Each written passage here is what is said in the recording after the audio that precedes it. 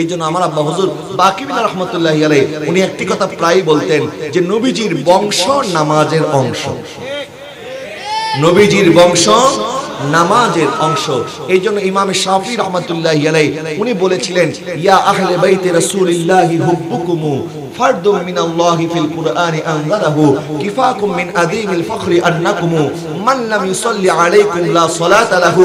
হে নবীর পরিবারবর্গ, হে রাসূলের আহলে বাইত, হে রাসূলের পুত এবং পবিত্র সদস্যবর্গ, আপনাদের ভালোবাসা আল্লাহ পাক আমাদের উপরে ফরজ করে দিয়েছেন।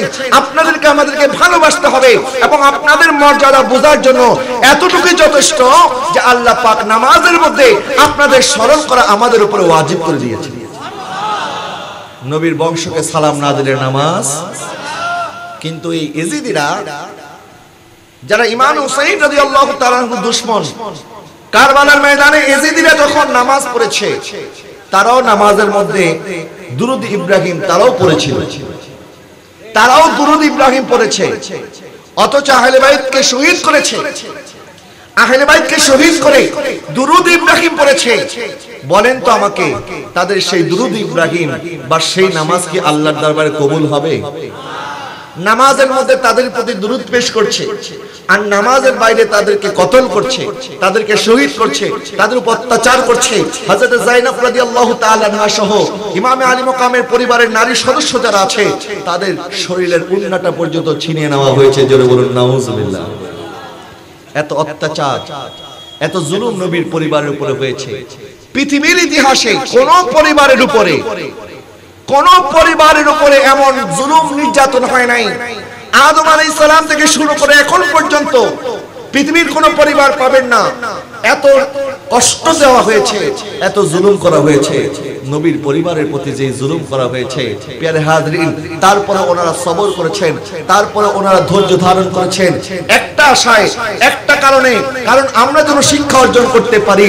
এবং ইমামে আলী মাকাম ইমাম হুসাইন এটাই প্রমাণ করেছেন বাতিলের সামনে মাথা নত করতে পারবে না। বাতিল যত শক্তিশালী হোক, বাতিলের সংখ্যা যত বেশি হোক, একদিকে যদি 22,000 থাকে, তুমি যদি 72 জন হও, তুমি 72-এর পক্ষে থাকবে, হকের পক্ষে থাকবে, বাতিলের সামনে মাথা নত করা যাবে না।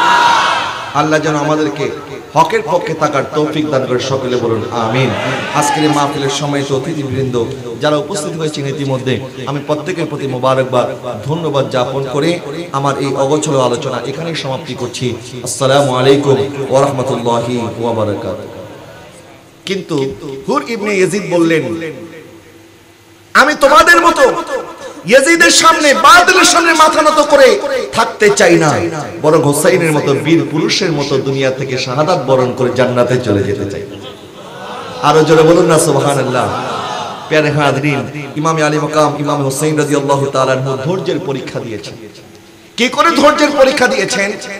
আপনার পরিবারের একজন সদস্যকে যদি হত্যা করা হয়, আপনি আপনার দুশমনের সামনে সারেন্ডার করবেন, বলবে আমার সন্তানকে শহীদ করে দিয়েছো, আমার পরিবারের আর কাউকে হত্যা করিও না, তুমি যা বলবে তা আমি মেনে নেব। আমার আর আপনার সামনে যদি বিপদ আসে আমরা মেনে নেব। কিন্তু ইমামে হুসাইনের সামনে 71 জনকে শহীদ করা হয়েছে। এরপর ধমকি দেওয়া হয়েছে, হুসাইন এখনো সময় আছে, ইয়াজিদের হাতে বায়াত গ্রহণ করো। ইমামে হুসাইন রাদিয়াল্লাহু তাআলা বলেছে, আমার নাম্বার যদি 72 নম্বরে হয়, আমার পরিবারের সদস্যদেরকে যদি বেসাহারা করে দুনিয়া থেকে চলে যেতে হয়, আমি হুসাইন ভয় করি না, আমি হুসাইন পরোয়া করি না। কারণ আল্লাহ পাক তো বলেছেন, ইন্নাল্লাযীনা ক্বালু রাব্বুনাল্লাহু সুম্মা ইসতাকামু তাতানাজ্জালু আলাইহিমুল মালাঈকাতু আল্লা তাখাফু ওয়া লা তাহজানু আবশিরু বিল জান্নাহ। ইমাম হুসাইন বললেন, যারা আল্লাহর উপর তাওয়াক্কুল করে ফেরেশতারা তাদেরকে বলতে থাকে, এই ঈমানদার বান্দা, তোমাদের কোনো ভয় নাই, তোমাদের কোনো চিন্তা নাই, বরং জান্নাত তোমাদের অপেক্ষা করছে।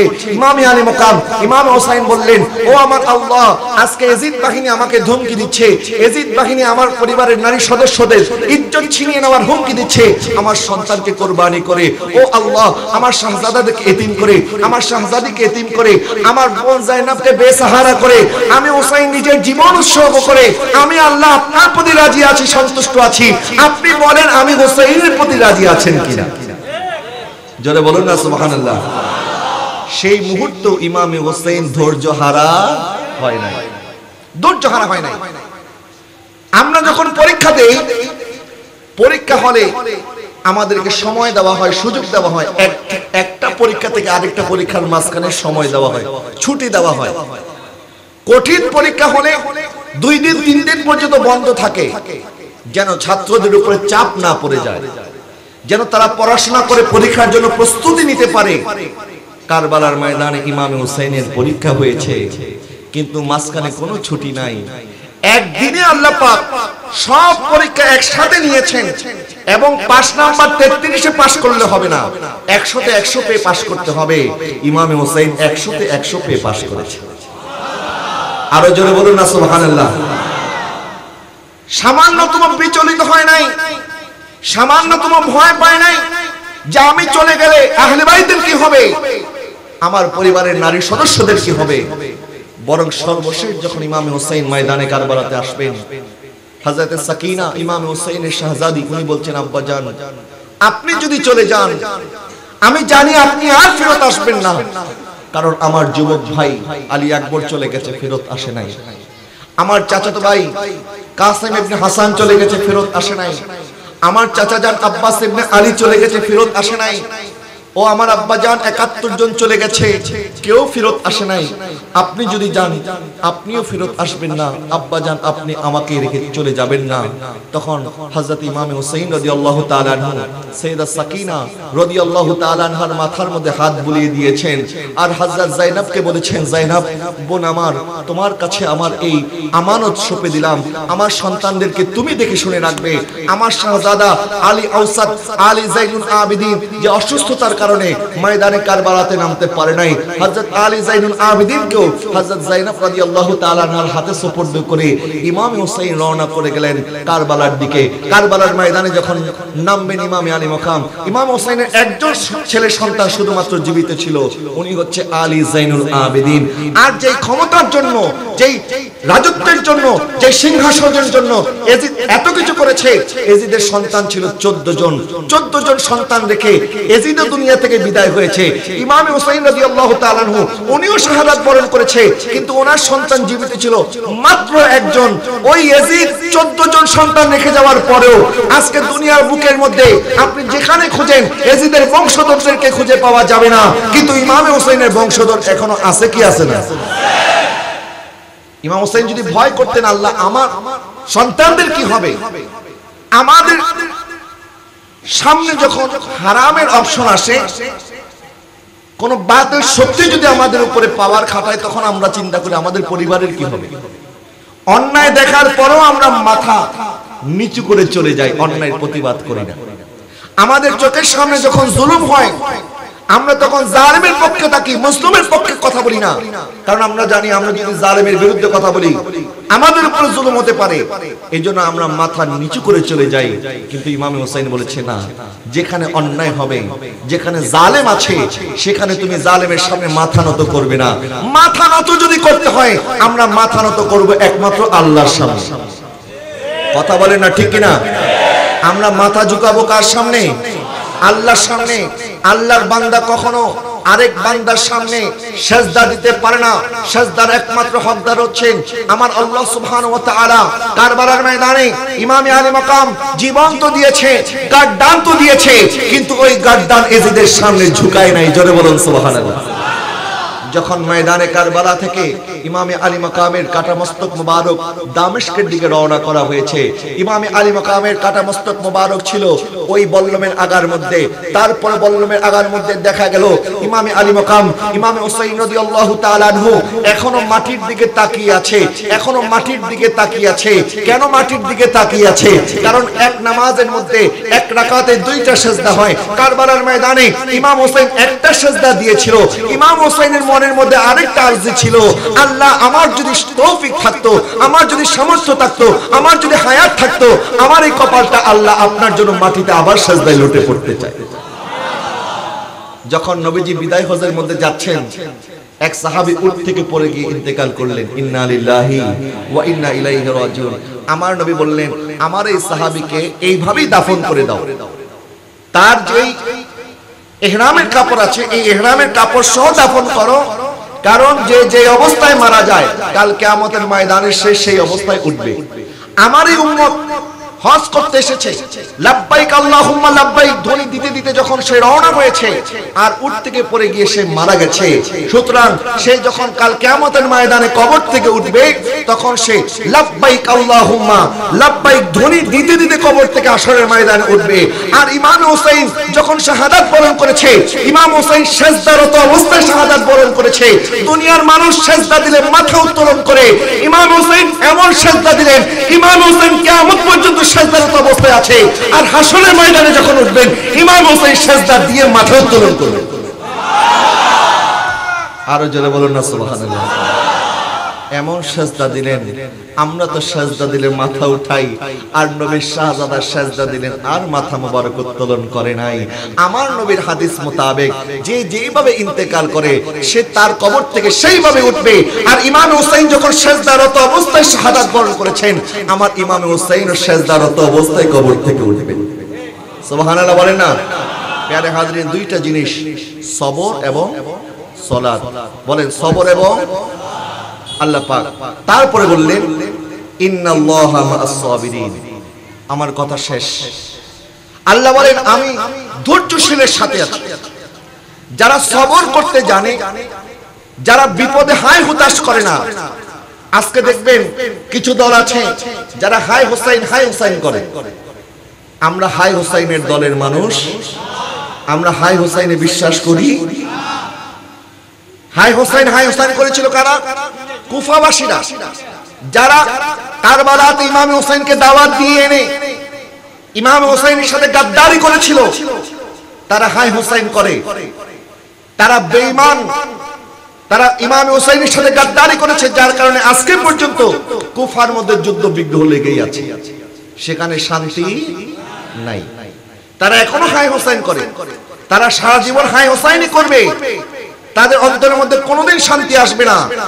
আমরা হায় হুসাইনের দলে নই, আমরা ইয়া হুসাইনের দলে আছি। কথা বলে না ঠিক কিনা? ইমাম হুসাইনের আদর্শ হচ্ছে হকের সামনে বাতিলের সামনে কোনোদিন যেন আমরা মাথা নত না করি। প্যারা হাজরিন, যাই হোক কথা লম্বা চড়া হয়ে যাচ্ছে। আল্লাহ পাক বলেছেন ইন্নাল্লাহা মা'আস সাবিরিন, আমি ধৈর্যশীলের সাথে আছি। আল্লাহ পাক বললেন দুইটা জিনিসের মাধ্যমে সাহায্য চাও, এক হচ্ছে সবর, আরেক হচ্ছে সালাত।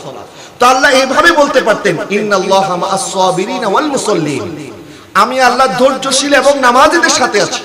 অথবা আল্লাহ এটাও বলতে পারতেন ইন্নাল্লাহা মা'আল মুসাল্লিন, আল্লাহ নামাজীদের সাথে আছে।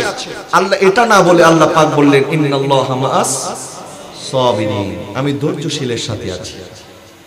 কারণ আল্লাহ সুবহানাহু ওয়া তাআলা এটাই বুঝাইতে চান। কারবালার ময়দানে ইমাম হুসাইনের তাবুর মধ্যে আযান হয়েছে, ইয়াজিদের তাবুর মধ্যে আযান হয়েছে, ইমাম হুসাইনের তাবুর মধ্যে ইকামত হয়েছে, ইয়াজিদের তাবুর মধ্যে ইকামত হয়েছে, ইমাম হুসাইনের তাবুর মধ্যে নামাজ হয়েছে, ইয়াজিদের তাবুর মধ্যে নামাজ হয়েছে, হুসাইনিও নামাজ পড়েছে, ইয়াজিদিরাও নামাজ পড়েছে।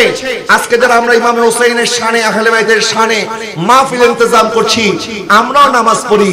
আবার যারা ইয়াজিদের পক্ষে দালালি করে তারাও নামাজ পড়ে। আল্লাহ সুবহানাহু ওয়া তাআলা এটাই প্রমাণ করলেন যে না, শুধুমাত্র নামাজ পড়লে হবে না। আমি আল্লাহ শুধুমাত্র নামাজীদের সাথে নাই, বরং কারবালার ময়দানে ইমাম হুসাইনের সাথে নামাজও ছিল, সবরও ছিল। ইয়াজিদিদের সাথে নামাজ তো ছিল, সবর ছিল না। সুতরাং আমি আল্লাহ ইয়াজিদিদের সাথে নাই, বরং আমি আল্লাহ হুসাইনের সাথে আছি, যার সাথে নামাজও আছে, সবরও আছে। আরো জোরে বলুন না সুবহানাল্লাহ। আমরা হুসাইনের দলে থাকতে চাই কি চাই না? যদি হুসাইনের দলে থাকতে চান তাহলে সবর করতে হবে, ধৈর্য ধারণ করতে হবে। বিপদে হায় হুতাশ করলে হবে না। ব্যবসার মধ্যে লস হয়ে গেছে, আল্লাহর উপরে তাওয়াক্কুল করেন। সন্তান অসুস্থ হয়ে গেছে, আল্লাহর উপরে তাওয়াক্কুল করেন। বিপদ চলে এসেছে, আল্লাহর উপরে তাওয়াক্কুল করেন। আল্লাহর কাছে চান, আপনার বিপদ আল্লাহ দিয়েছেন, আর এই বিপদ থেকে আল্লাহই উদ্ধার করবেন। কথা বলেন না ঠিক কিনা? এই সবর এবং ইস্তেকামত, ন্যায়ের পক্ষে অবিচল থাকা, ন্যায়ের জন্য প্রয়োজনে জীবন উৎসর্গ করা, এটাই কারবালার শিক্ষা। আল্লাহ যেন আমাদেরকে এই কারবালা থেকে শিক্ষা অর্জন করে হকের পথে সারাটা জীবন কাজে থাকার তৌফিক দান করে। সকলে বলুন আমিন। আজকের এই মাহফিল গাউসী কমিটির ভাইরা অনেক পরিশ্রম করে ইন্তজাম করেছেন। আজকের এই মেহমানের আলা শত ব্যস্ততার মধ্যে উনি উপস্থিত হয়েছেন। ইনশাআল্লাহ তাআলা এর পরপরই আজকের মাহফিলের তরুণ আলেম দ্বীন প্রধান বক্তা মুজাহিদ আহলে সুন্নাত ফাদরে নওজওয়ান হযরত আল্লামা মাওলানা জাইনুল আবেদিন আল কাদের সাহেব মুতাজিলুল আলী উনিও রাস্তায় আছেন। উনি হয়তো কিছুক্ষণের মধ্যে তাশরীফ আনবেন। ইনশাআল্লাহ ওনাদের জবান থেকে আপনারা মূল্যবান আলোচনা শুনবেন। আমি আপনাদের খেদমতে যা কিছু বলার সুযোগ হয়েছে আল্লাহ পাক আমাকে আপনাকে প্রত্যেককে এর উপরে যেন আমল করার তৌফিক দান করে। সকলে বলুন আমিন। এই গাউসী কমিটির ভাইদের সহযোগিতা করবেন। করোনার সময় আপনারা দেখেছেন আমার ভাইরা জীবনের ঝুঁকি নিয়ে কত পরিশ্রম করেছে, কত মেহনত করেছে, এখনো করে যাচ্ছে। এই যে আমার সাথে যিনি বসে আছেন, যখন এই দেশে মুসলমানদের লাশকে পুড়িয়ে দেওয়ার একটি কথা মিডিয়াতে চালু হয়েছে, তখন উনি বলেছিলেন যে আমরা বেঁচে থাকতে গাউসী কমিটির একজন সৈনিক হুজুর গাউসুল আজমের একজন রুহানি বাচ্চা বেঁচে থাকতে এই দেশের মাটিতে কোনো মুসলমানের গায়ের মধ্যে আমরা আগুন লাগাতে দেব। শুধু উনি বলার মধ্যে সীমাবদ্ধ ছিলেন না, উনি ময়দানে নেমেছেন এবং আজকে ১.৫ বছর যাবত উনি দিনে কয় ঘন্টা ঘুমায় আমার জানা নাই। দিনে ২৪ ঘন্টার মধ্যে কমপক্ষে ৮ ঘন্টা আমাদের ঘুমাইতে হয়, কিন্তু ওনাকে ২৪ ঘন্টায় দেখি আল্লাহ ওনাকে এমন ভাবে কাজ করার তৌফিক দিয়েছেন, উনি ২৪ ঘন্টা মানুষের সেবায় কখন ঘুমায় এটা আল্লাহ পাকই ভালো জানে। প্যারে হাজরিন, আমি ওনার জন্য দোয়া চাই আল্লাহ পাক যেন ওনাকে হায়াতে তাইয়্যিবা দান করে। সকলে বলুন আমিন। ওনার মূল্যবান জবান থেকে আপনারা আলোচনা শুনবেন, আপনারা আমার জন্য দোয়া করবেন, আমিও আপনাদের জন্য দোয়া করি। ওমা তৌফিক ইল্লা বিল্লাহ। আসসালামু আলাইকুম ওয়া রাহমাতুল্লাহি ওয়া বারাকাতুহু।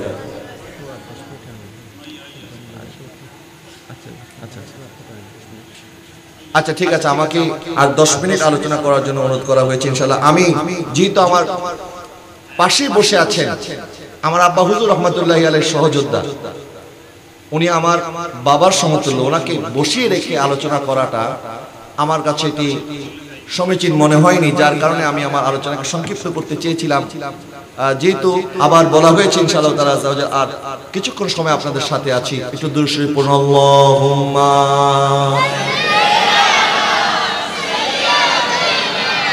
মাওলানা মুহাম্মদ ওয়া আলা আলি সাইয়্যিদিনা মুহাম্মদ। আল্লাহুম্মা সাল্লি আলা মাওলানা মুহাম্মদ ওয়া আলা আলি।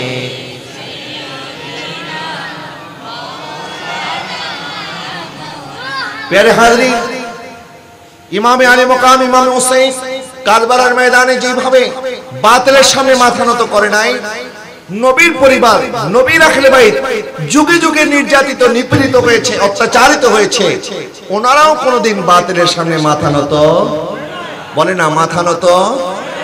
এখনো নবীর পরিবার আমাদের জন্য শ্রম দিয়ে যাচ্ছে, মেহনত করে যাচ্ছেন।